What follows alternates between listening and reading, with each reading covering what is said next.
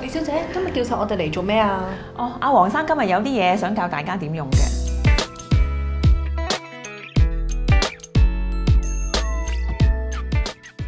嗱，係咁嘅，我今日咧想向大家講解一下常見嘅大廈消防喉轆嘅使用方法。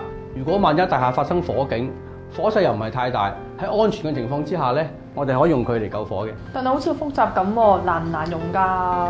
嗱，只要你記住以下4個步驟咧，一啲都唔難㗎。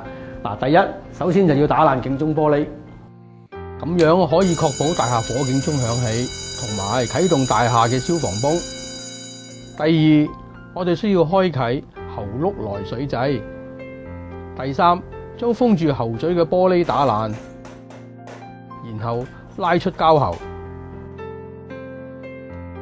最後將喉嘴掣開啟，射向火源底部。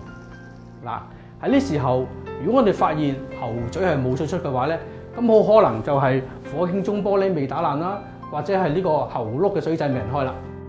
但係如果現場環境太大火或者大煙咧，都應該考慮自身安全，盡快逃生，交由消防員去救火嘅。